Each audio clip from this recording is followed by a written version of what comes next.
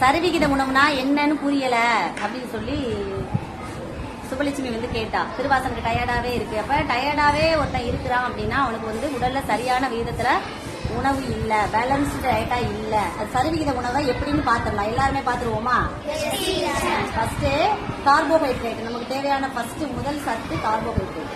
கார்போஹைட்ரேட்ங்கிறது நம்ம சாப்பிடுறோம்ல சாப்பாடு, அந்த ரைஸ்ல இருக்கு. இப்ப இதுல என்னென்ன இருக்கு சத்து இருக்குங்கிறத நான் ஃபர்ஸ்ட் சொல்லியிருக்கேன். இதுல நம்ம சாப்பிடுற அந்த சாப்பாடுல கார்போஹைட்ரேட் இருக்கு. இந்த உருளைக்கிழங்கு இருக்கா, இதுலயும் கார்போஹைட்ரேட் இருக்கு. கார்போஹைட்ரேட் சாப்பிட்டா நமக்கு என்ன கிடைக்கும்னா, நம்ம உடலுக்கு என்ன கிடைக்கும்னா சக்தி, ஆற்றல். நம்ம சோர்வு இல்லாம இருக்கணும், ஆற்றல நல்ல எப்பவும் எனர்ஜெட்டிக்கா இருக்கணும் அப்படின்னா நமக்கு என்ன வேணும்? கார்போஹைட்ரேட். என்ன வேணும்? அடுத்து ரெண்டாவதா நமக்கு தேவையான சத்து வந்து புரோட்டீன், புரத சத்து சொல்லுவோம். புரோட்டீன், கார்போஹைட்ரேட் வந்து மாவு சத்து, இது புரோட்டீன் புரத சத்து. புரோட்டீன் இங்க எதுல எல்லாம் இருக்கு அப்படின்னா நமக்கு தயிர்ல புரோட்டீன் இருக்கு, முட்டையில புரோட்டீன், நம்ம இந்த பருப்பு போட்டுருக்காங்களா, தால் போட்டு வச்சுக்காங்களா குழம்பு, இதுல புரோட்டீன் இருக்கு. இந்த கொண்டக்கடலை இருக்கா, இதுல புரோட்டீன் இருக்கு. இதுல எதுல எல்லாம் புரோட்டீன் சொன்னேன்? முட்டை, தயிர், பருப்பு. இந்த பருப்பு வகைகள், பயறு வகைகள், இதுல எல்லாத்துலயுமே புரோட்டீன் இருக்கு. புரோட்டீன் சாப்பிடறதுனால நமக்கு என்ன கிடைக்கும் அப்படின்னா, நமக்கு என்ன பெனிஃபிட் அப்படின்னா, நம்ம வந்து நம்முடைய தசை வந்து வளரும். நம்ம எக்ஸ் ஆக்சிஸ்லயே வளருவோம், ஒய் ஆக்சிஸ்லயே வளருவோம். அதாவது சைடாவும் விரிவோம், மேலாவும் வளருவோம், அளவா வளருவோம், கரெக்டா வளருவோம். வளர்ச்சி நம்ம உடலுக்கு தேவைன்னா கண்டிப்பா நம்ம என்ன சாப்பிடணும்? புரோட்டீன் சத்து கண்டிப்பா எடுத்துக்கணும். அடுத்த சத்து நம்ம பார்க்க போறது விட்டமின், உயிர் சத்துக்கள். விட்டமின்ஸ் எதுலலாம் இருக்குன்னா காய்கறிகள், பழங்கள் எல்லாத்துலயுமே விட்டமின்ஸ் இருக்கு. நம்ம காயத்தானே ஒதுக்கி வைக்கிறோம், அது ஒதுக்க கூடாது. காய்கறிகள் இப்ப வந்து நமக்கு இங்க விட்டமின்ஸ் எதுல இருக்கு? பீட்ரூட், கத்தரிக்காய், இது ரெண்டுலயுமே நமக்கு இங்க விட்டமின்ஸ் இருக்கு. இங்க முருங்கைக்காய் போட்டிருக்காங்க, ஒரு கேரட், இதுல எல்லாமே நமக்கு என்ன இருக்கு? விட்டமின்ஸ் இருக்கு. விட்டமின்ஸ் நம்ம சாப்பிடும் போது நமக்கு அதுல மெயினா என்ன கிடைக்குதுன்னா நோய் எதிர்ப்பு சக்தி.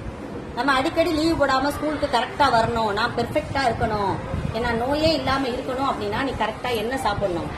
காய்கள், பழங்கள். அதுலதான் உனக்கு எல்லா வித விட்டமின்ஸும் இருக்கு. அடுத்து நமக்கு தேவையான 4வது சத்து ஃபேட், கொழுப்பு சத்து. என்ன சத்து?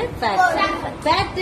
கண்டிப்பா கொழுப்பு வேணுமா? நமக்கு வேணும், அளவா வேணும், அளவுக்கு அதிகமா சாப்பிடக்கூடாது. இப்ப நம்ம சாப்பிடலைங்க, ஏதாவது கொழுப்பு சத்து நமக்கு தெரியுதா? இல்ல கொழுப்பு சத்து. ஆனா இது எல்லாமே நமக்கு எண்ணெயில தான் சொல்லியிருப்பாங்க.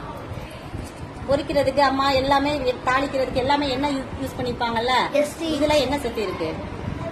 கொழுப்பு சத்து இருக்கு. பால் பொருட்கள்லயுமே கொழுப்பு சத்து இருக்கு. இந்த கொழுப்பு சத்து எதுக்கு அவசியம்னா நம்முடைய உள்ள உறுப்புகள் இருக்குல்ல, இதயம், நுரையீரல், இது எல்லாமே பாதுகாக்கும். இந்த கொழுப்பு தான் பாதுகாக்கும். அடுத்து இந்த கொழுப்பு சத்துல நம்ம விட்டமின் உணவுகள் சாப்பிட்றோம்ல, அந்த விட்டமின் உணவுகள், சில உணவுகள் வந்து கொழுப்பு இருந்தாதான் என்ன செய்யும்? கரையும். அந்த கொழுப்பு இருந்து கரைஞ்சாதான் அது நம்ம உடல்ல சத்தா என்ன செஞ்சுக்கப்படும்? எடுத்துக்கொள்ளப்படும். என்னென்ன விட்டமின்ஸ் எல்லாம் கரையும்னா A, vitamin D, vitamin E, vitamin K, இதெல்லாம் கொழுப்புல தான் கரையும். அப்ப கொழுப்பு சத்து நமக்கு தேவை, ஆனா அளவா சாப்பிடணும். அதிகமான இறைச்சி நம்ம சாப்பிட்றோம்ல, மட்டன், சிக்கன், எல்லாத்துலயுமே கொழுப்பு இருக்கு, அதை அளவா எடுத்துக்கணும். அளவுக்கு அதிகமா எடுத்துக்க கூடாது. அளவுக்கு அதிகமா இருந்தா உள்ளுறுப்புகளை அது பாதுகாக்காது, என்ன செய்யும்? பாதிக்கும். உள்ளுறுப்புகளை கொழுப்பு சத்து தான் பாதுகாக்கும், ஆனா அளவுக்கு அதிகமாயிட்டுனா அதுதான் அந்த உள்ளுறுப்புகளை என்ன செய்யும்? பாதிக்கும். அதனாலதான் அட்டாக்கு எல்லாமே வரும். அடுத்து லாஸ்டா நம்ம பார்க்கக்கூடிய சத்து மினரல்ஸ். மினரல்ஸ்னா தாது உப்புகள் சொல்லுவோம். இப்ப நம்ம சாப்பிடுற இதுல என்னென்ன மினரல்ஸ் இருக்கு, எதுல எல்லாம் தாது உப்புகள் இருக்கு அப்படின்னா நமக்கு கீரை, அடுத்து காலிஃபிளவர், இதுல வந்து மினரல்ஸ் தான் இருக்கு. நம்ம தயிர்லையும் மினரல்ஸ் இருக்கு. இந்த தாது உப்புகள் எதுக்கு தேவைன்னா நம்முடைய பல் வளர்ச்சிக்கு, நம்முடைய எலும்புகள் வளர்ச்சிக்கு என்ன தேவை? தாது உப்புகள் தேவை. அடுத்து இது இல்லாம நம்முடைய ரத்தம், நமக்கு நிறைய நம்முடைய ரத்த உற்பத்தி ஆகணும், நமக்கு ஹார்மோன்லாம் நிறைய சுரக்கணும் அப்படின்னா கண்டிப்பா நம்ம என்ன உணவுகள் எடுத்துக்கணும்?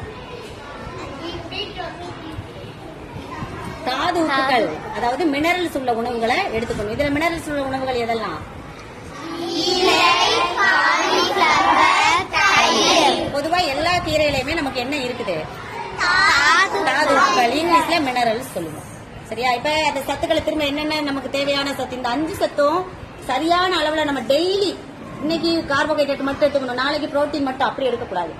தினமும் இது எல்லாம் கலந்த உணவை நம்ம சாப்பிடும் போது நமக்கு எந்தவித பாதிப்புமே நமக்கு வராது. திருவாசன் எப்பவுமே டயர்டா இருக்க மாட்டான், ஃப்ரெஷ்ஷா இருப்பான். இனிமேல் இந்த மாதிரி சாப்பாடு நீ வச்சு சாப்பிடுறியா, எல்லாமே டெய்லி எடுத்துக்கிறியான்னு செக் பண்ணி சாப்பிடு. என்ன சத்தெல்லாம் திரும்ப ஒரு தடவை ரீகால் பண்ணிடலாமா?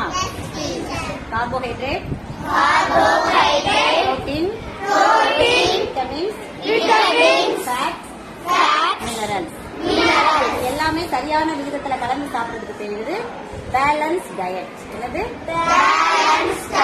அதான் சரிவிகித உணவுன்னு சொல்லுவோம். இப்போ உனக்கு புரிஞ்சா? தெளிவாயிடுச்சா? இந்த மாதிரி சாப்பிடுவா திருவாசன் இனிமேல்?